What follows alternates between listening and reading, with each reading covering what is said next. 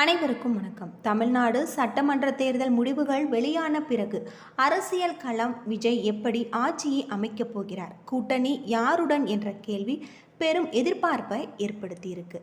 விஜய் தலைமையிலான தமிழக வெற்றி கழகம் 108 தொகுதிகளில் வெற்றி பெற்று பெரும் கட்சியாக உருவெடுத்திருக்கக்கூடிய நிலையில் ஆட்சி அமைக்க தேவையான 118 எம்எல்ஏக்களின் ஆதரவை திரட்டும் முயற்சிகள் தீவிரமடைஞ்சிருக்கு அப்படின்னே சொல்லலாம். இன்னும் 10 எம்எல்ஏக்களின் உதவிகள் தேவைப்படக்கூடிய சூழ்நிலை. திமுக மற்றும் அதிமுக ஆகிய பிரதான கட்சிகளை தவிர்த்து வெளியே இருக்கக்கூடிய 20 எம்எல்ஏக்களின் நிலைப்பாடுதான் தமிழ்நாடு விஜய் ஆட்சி அமைக்கும் முக்கியமாக மாறியிருக்கு அப்படின்னே சொல்லலாம். தமிழக வெற்றி கழகத்துக்கு ஆதரவு திரட்டும் பணியில் தேசிய கட்சியான காங்கிரஸ், மாநில கட்சிகளான விசிக மற்றும் பாமக ஆகியவை முக்கிய பங்கு வகிக்கிறதாக சொல்லப்படுது. காங்கிரஸ் 5 இடங்களிலும் பாமக 4 இடங்களிலும் வென்றிருக்கக்கூடிய நிலையில் கம்யூனிஸ்ட் கட்சிகளுடன் சேர்ந்து இந்த கட்சி தற்போது ஆட்சி அமைக்கக்கூடிய நிலையில் இருக்குமா அப்படிங்கிற கேள்வி எழுந்து வருது. அது மட்டும் இல்லாமல் இந்த கட்சிகளுடன் தாவேகா தரப்பு தீர்வு பேச்சுவார்த்தை நடத்தி வருவதாகவும் தகவல்கள் வெளியாகிருக்கு. விரைவில் இந்த கூட்டணி ஆதரவுடன் விஜய் அவர்கள் அமைச்சரவை அமைக்கப்படும் என அரசியல் வட்டாரங்கள் எதிர்பார்க்கப்படுது.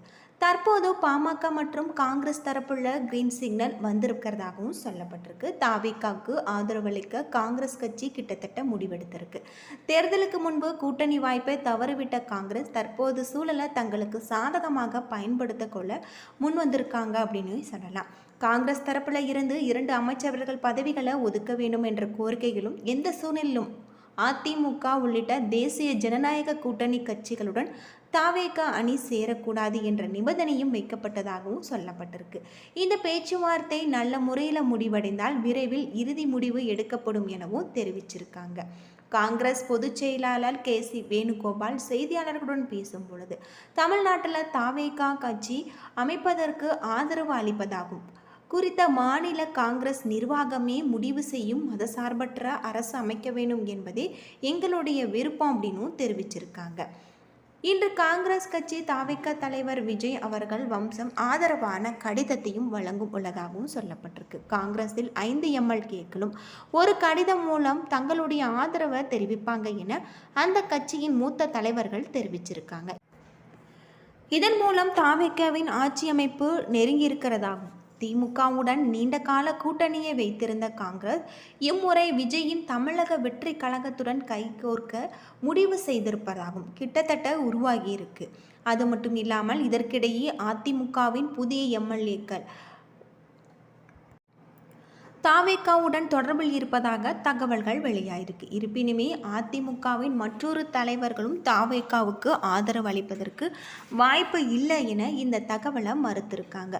ஒட்டுமொத்தமாக தமிழக வெற்றி கழகம் சிறு கட்சிகளை ஆதரவுடன் விரைவில் நமக்கு அரசு ஆட்சி அமைக்கும் நிலை உருவாகியிருக்கு.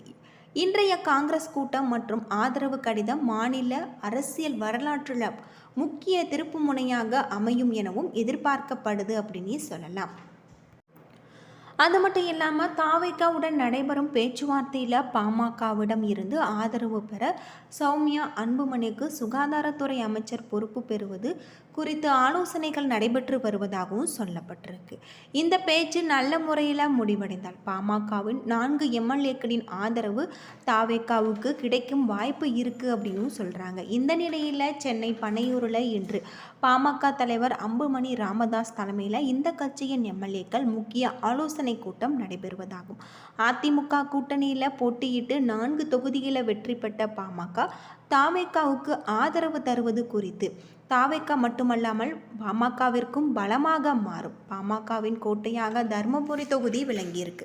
இந்த தொகுதியில் போட்டியிட்ட சௌமியா அன்புமணி 20,896 வாக்குகள் வித்தியாசத்தில் வெற்றி பெற்றிருக்காங்க.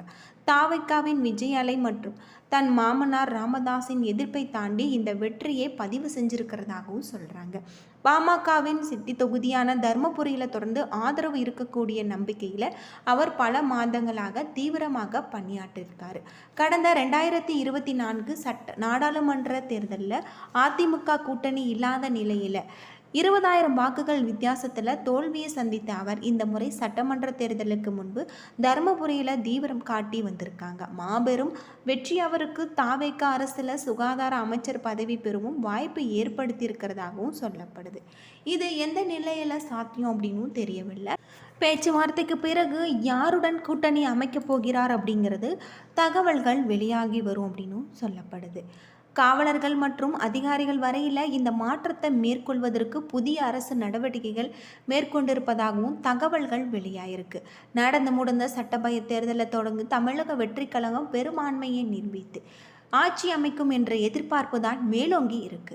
பெரும்பான்மைக்கு தேவையான ஆதரவை பெற முயற்சியில் கிட்டத்தட்ட தாவேகாவிற்கு காங்கிரஸ் ஆதரவு அளிக்க உள்ளதாகவும் தகவல்கள் வெளியாகி இருக்கக்கூடிய நிலையிலும் முதல் வெளியாகி வரக்கூடிய செய்திகள் தாவேகாவை காங்கிரஸ் ஆதரிப்பது உறுதி செய்யப்பட்டு வருகிறதாகும்.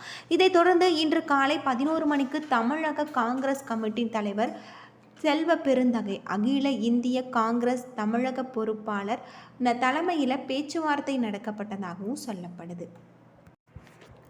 தமிழக வெற்றி கழகம் சட்டசபை தேர்தலில் 108 இடங்கள்லையும் திமுக கூட்டணி 73 இடங்களிலும் அதிமுக கூட்டணி 53 இடங்களிலும் வெற்றி பெற்றிருக்கு. அதாவது எந்த கட்சிக்கும் பெரும்பான்மை கிடைக்கவில்லை. இதையடுத்து தமிழக வெற்றி கழகம் ஆட்சியமைக்க தேவையான பெரும்பான்மையை பெற முயற்சி மேற்கொள்ளப்பட்டு வராங்க.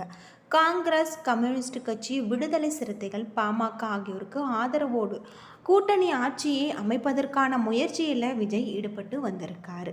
பெரும்பான்மை ஆதரவை பெற திமுக கூட்டணியில் அங்கம் வகிக்கும் காங்கிரஸ், விடுதலை சிறுத்தைகள் ஆகிய கட்சிகளுடன் இங்கு கடிதம் மூலம் ஆதரவு கோரியுள்ளதாகவும் தகவல்கள் வெளியாயிருக்கு.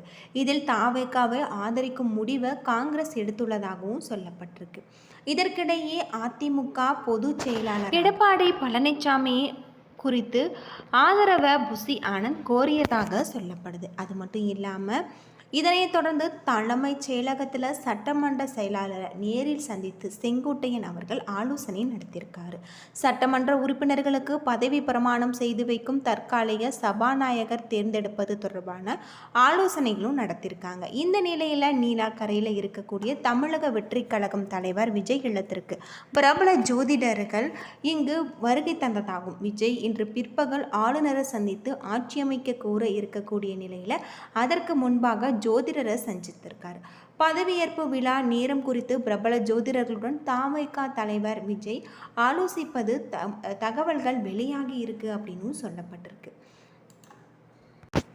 தமிழகத்தில் 234 சட்டசபை தொகுதிகள் இருக்குது. அதில் ஒரு கட்சி ஆட்சி அமைக்க குறைந்தது 118 தொகுதிகள் அவசியம். ஆனால் சமீபத்தில் நடைபெற்ற தேர்தலில் தாவேகா அதிகபட்சமாக 108 தொகுதிகளில் வெற்றி பெற்றிருக்கு. இருந்தாலுமே இங்கு நம்ம சராசரியாக தனிப்பெரும் கட்சியாக இருப்பதால் தாவேகாவை இங்கு ஆட்சி அமைக்க 108 தொகுதிகள் இருக்கக்கூடியதாகவும் கூட்டணிகள் சேரக்கூடிய நிலையில் இருப்பதாகவும் தகவல்கள் வெளியாகியிருக்கு.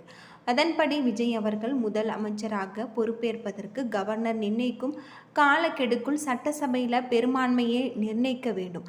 அதாவது 108 என்ற எண்ணிக்கையுடன் அதை சாத்தியப்படுத்துவது கடினம். மேலும் சட்டசபையில் தாவேகாவை சேர்ந்த ஒருவர் தற்காலிகமாக சபாநாயகராக நியமிக்கப்பட்டு அவர் மூலம் எம்எல்ஏக்கள் பதவியேற்பு நிகழ்ச்சியும் அதனைத் தொடர்ந்தால் பெரும்பான்மை வாக்கெடுப்பு நடைபெறும். இதில் சபாநாயகருக்கு வாக்களிக்கும் உரிமை கிடையாது.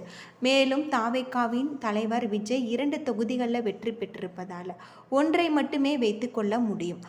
இதனால் ஒரு தொகுதியை தாவேகா இழக்கும். எனவே தாவேகாவுக்கு சட்டசபையில் 106 எம்எல்ஏக்கள் மட்டுமே இருக்கும். பெரும்பான்மைக்கு தேவையான 118 இடங்களில் இன்னும் 12 இடங்கள் தேவைப்படுவதாகவும் சொல்லப்படுது. தனித்து போட்டி இருப்பதால் தாவேகா கூட்டணி கட்சிகள் ஆதரவு இல்லை. எனவே திமுக மற்றும் அதிமுக கூட்டணி கட்சிகள் ஆதரவளித்தால் மட்டுமே ஆட்சியில் நீடிக்க முடியும் என்ற சூழல் நிலவியிருக்கு. தாவேகா வெளிப்படையாக எந்த கட்சியிடமும் ஆதரவு கோரவில்லை என்றாலுமே பின்னணியில் பேச்சுவார்த்தை நடைபெற்று வந்திருக்கு.